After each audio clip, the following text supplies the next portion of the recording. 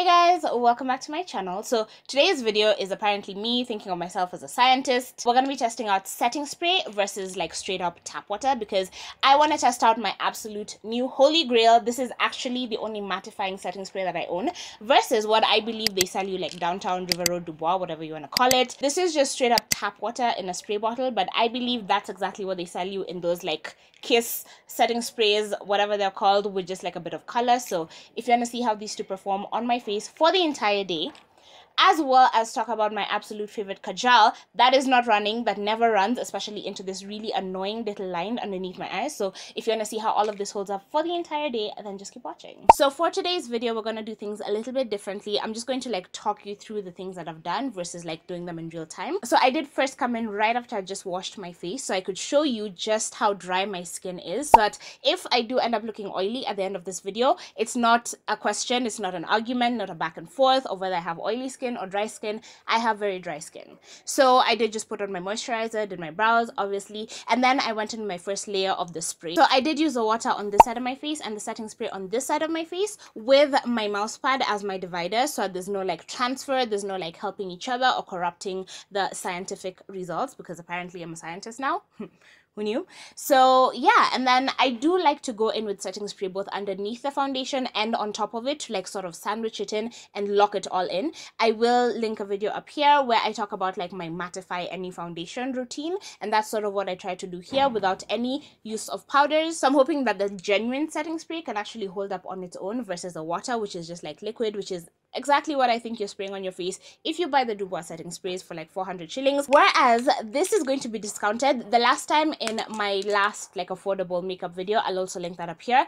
In that video I mentioned that this was going for 1,000 bob. So, and I've had it for, I think I've had this since April, and it's worked amazingly. The bottle isn't even halfway done. So during this Black Friday time, why not just head over to Jumia and like take advantage of all the huge discounts, because if you can buy this for 1,000 bob versus like the fake things for like 500, 400, 600, I mean, it'll last you forever. It's worth the investment. Hopefully this video can prove that it's worth the investment without the use of powders, but combined with powders, this is 100% a winner. So yeah, I use the sprays underneath and on top of my foundation. I do like to sort of layer it on, so even between the layers of foundation, I do sometimes go in with setting spray, but this time I didn't. I just put on the foundation. I used small quantities of it. I'm not going to mention which one it is because we're not trying to throw shade in this video. We're just trying to do like an experiment, you know, trying to get like proper results. But this is the greasiest foundation that I do own, so I thought it would be perfect to like test out with this process. So I did just go in with like 2 light layers of the stick foundation, because if you go in with too much of it, it will instantly get like super greasy. But even now I feel like my skin looks glowy but not greasy. Like this is the perfect medium for me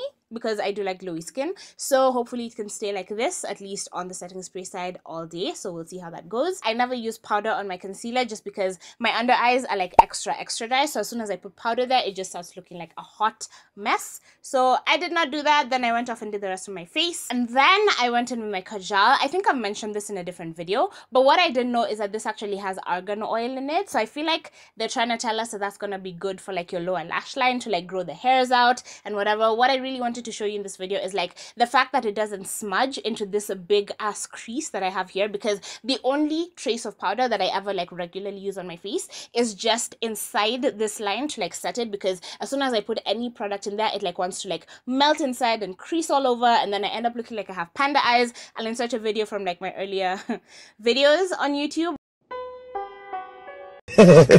where I used to use the downtown one. I don't have a black one anymore, but I do have like the blue equivalent of like those jumbo pencils you find downtown. And because I have to have like khol liner, Kajal, whatever you want to call it, on my lower lash line, I always reach for one of them. And in the beginning, I didn't know anything about makeup, so I would always use a fake one for like 30 bob, and it would smudge literally everywhere, and that would be as soon as I put it on. So it was such a hot mess. This is my absolute favorite. I have tried a whole bunch of other Kajals from other lines, and even within the Maybelline range, they have one that's all black, that's not automatic. So this is an automatic one, no sharpening, hallelujah, less worry for me. But they have one that's all black, they have one that's all yellow, they have like different variations of the same thing, but it's not the same thing, because I've tried all of those and this is the only one that I've gone through completely. Like this is literally my 3rd one, and I have 2 backups.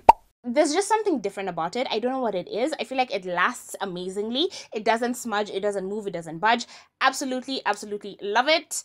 And yeah, the one with the black and the yellow, not the all yellow one, not the all black one. This one specifically is my absolute ride or die favorite one. I just wanted to mention that because as we're testing out all this setting spray situation, and since I don't have any like real amount of powder underneath my eyes, I literally picked up the tiniest amount of powder right on the tip of my beauty blender and then like tucked it right into that line. So I don't have any powders around my eyes to like sort of prevent the Kajal from running. So if it is going to smudge and spread, you will see it by the time I come in for a check-in at the end of the day. And I also use this on my upper lash line just to show you that you can use this to like add fullness and definition to that area without necessarily using like a liquid liner or a wing or like any of that, because like I was terrified of doing wings up until literally 3 weeks ago. So if you are what I used to be, which is terrified that you'll never get them even, so what's the point of even trying, this is a really good one to just go right along your lash line and like add fullness and depth and like definition to that area after you've done your eyeshadow look. Even without it, still fine, just smudge it out and you'll be good, and it won't spread out everywhere, so it won't ruin your eyeshadow look. I'm gonna stop talking. The next time you'll see me will be like my 11-ish hour check-in. I'll try to wear it for as long as I possibly can, and we'll see how they hold up. No touch-ups, no nothing. I will see you in my next check-in. So my face looks like a hot mess, but it's not as bad as it looks, believe it or not. So let's talk about the Kajal first. Whatever darkness you're seeing underneath my eyes is actually where the concealer has wiped off. So you're seeing like the hyperpigmentation of my actual eyes coming through. It's not the Kajal like smudging out all over the place. Otherwise you would be able to see exactly the trail that it follows to like sink into that line underneath my eyes, because that's a problem area with concealer, which is why I go in with a bit of powder just to set it. Believe it or not, it would actually look a lot worse than this. But the Kajal is amazing. As you can see, it has stayed put. Absolutely impressed. Love that it has argan oil in it. So this is definitely one to pick up, especially because I believe with the Black Friday sale, it's like 400 shillings and it actually does last quite a while. So this must have in your kit. Absolutely love it. Even on my upper lash line, I don't know if you can see with my lashes, but it's actually still perfectly intact. So definitely a winner. Now let's talk about the setting sprays. I know it looks like both sides of my face have gotten super greasy, but what I've realized with this wear test for like the first time ever, I can't believe this is the first time I'm actually realizing that what I usually have on my face isn't necessarily oil, because I don't have oily skin, as I showed you in the beginning of the video. This is actually just straight up water, and I said I wasn't leaving the house, which I didn't, so I've been in a relatively cool environment, but I have been like cleaning and like doing stuff, so like all the exercising has sort of like made my face perspire. That's just a fancy word for sweat. So my face has been sweating, but it sounds really gross when I say it like that. So I'm just gonna say perspire, be my bougie self. Basically, this is just face sweat. This isn't even like oil, grease coming through. What made me realize that is when one of these little beads of like sweat started running down my face. And I thought there's no way my face is producing enough oil to have it actually like run down my face. So when I touched it a little, water came off. So I'm going to prove that to you right now. I have tissue right here. But before I do that, I have to point out, this side has significantly more water coming through than this side does. So even though this side hasn't remained matte for basically 12 hours, first of all, it's still a lot more set than this side of my face, because when I have accidentally like touched my face onto something, I have noticed foundation transfer, whereas this side for the most part of the day did not have any transfer. I don't know about right now.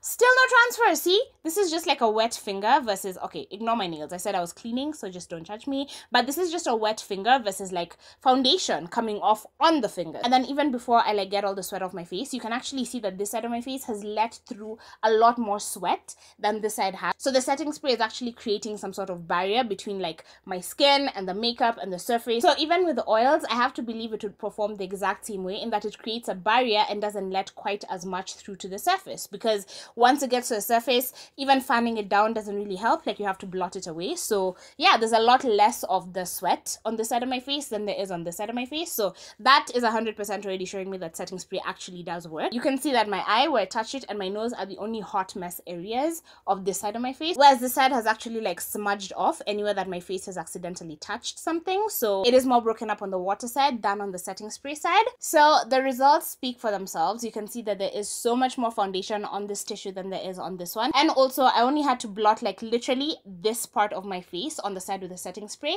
whereas on this side I had to blot like all the way up to my hairline, all the way to the back of my jaw, all the way like everywhere. So moral of the story is that setting spray actually works, even though my face still now especially looks like a hot mess, because now I can actually see where the foundation on this side with the water has broken up, versus the setting spray which just looks snatched and not necessarily flawless, but it has held up so much better than the side without the setting spray than the side with just the water, which again, as I said before, I know it doesn't really make sense to just use water, but considering that's what I do believe they're selling to you in River Road, this was a fair test to show you exactly what kind of protection you'd be getting if you actually bought a setting spray River Road for 400 bob versus just spending a little itty bitty more, 1,000 bob, and like getting a really good setting spray. So I hope you found this helpful. So much better. So I hope you found this helpful. I hope my scientific experiment actually makes a difference in your purchasing decisions, because Black Friday is coming up. So this is a very timely video. You should add these things to your shopping cart and like thank me later. So thank you so much for watching. I hope you found this helpful. Thumbs up if you enjoyed it. Smash that subscribe button. I think people say that. I'm trying to be cool, but yes. Subscribe, thumbs up. Leave me a comment, let me know what you thought, and I'll see you in my next video.